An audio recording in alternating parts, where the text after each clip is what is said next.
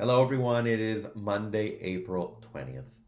And this evening, we usher in Yom Hashoah, Holocaust Remembrance Day at sundown. And as we do, we reflect on this incredibly difficult period in our history. And we reflect on the countless lives that were lost. And we promise to hold their memory close. And we make sure that such evil can never happen again. I'll begin today with a reading. We begin with silence, the silence of death, the silence after destruction. There are times when songs falter, when darkness fills life, when martyrdom becomes a constellation of faith against the unrelieved black of space about us. There are no words to reach beyond the edge of night, no messenger to tell the full tale. There is only silence. The silence of Job, the silence of the 6 million, the silence of memory. Let us remember them as we link our silences. To begin, let us look away from the screen, let us close our eyes, and let us take a moment of silence in memory.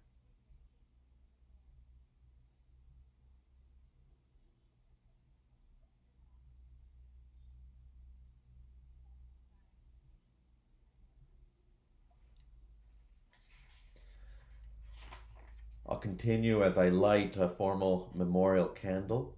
I encourage you to do so in your home too. And if you don't have a memorial candle, any candle will do. It is as we spark this light that we cherish the lights of all who were lost, and we recognize that they do continue to shine above.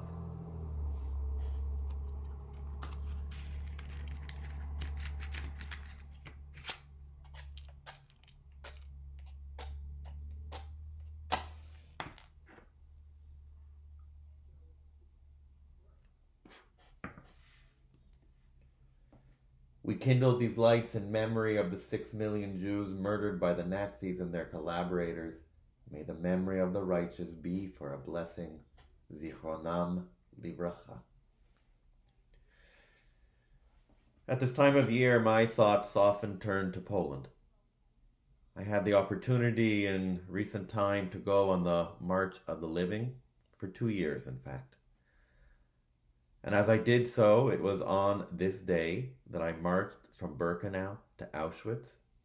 It is this pathway that our brothers and sisters would have taken on a march that represented death. But as I took this pathway, it instead represented a walk of life.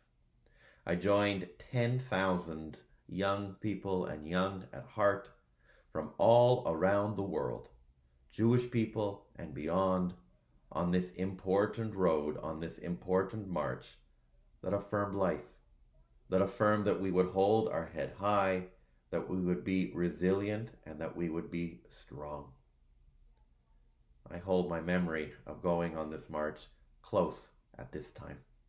And while the march this year was deferred, we look forward to the opportunity when we'll be able to once again do this formal march.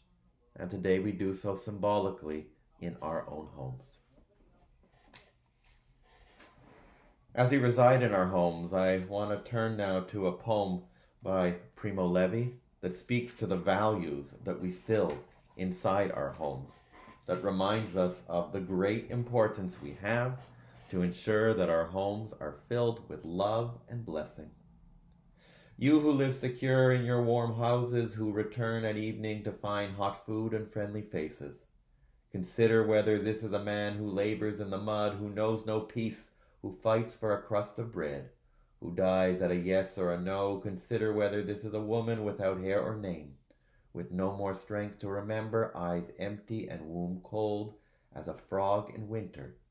Consider that this has been, I commend these words to you, engrave them on your heart when you are in your house, when you walk on your way, when you go to bed, when you rise. Repeat them to your children, or may your house crumble, disease render you powerless, your offspring avert their faces from you. I'll close today with a song with the words of Eli, Eli. They were composed by Hannah Senesh, a freedom fighter from Hungary, who perished in the Holocaust but whose words hold strong to remind us of the great value of our lives and the importance of instilling these central values of freedom, of love, of inclusion. Eli, Eli, shelo yigamer leolam, hachol v'hayam, rishru shel hamayim, beros hasamayim, mikol haolam, hachol v'hayam, rishrush shel hamayim, miyad hasamayim, miyad ha'adam.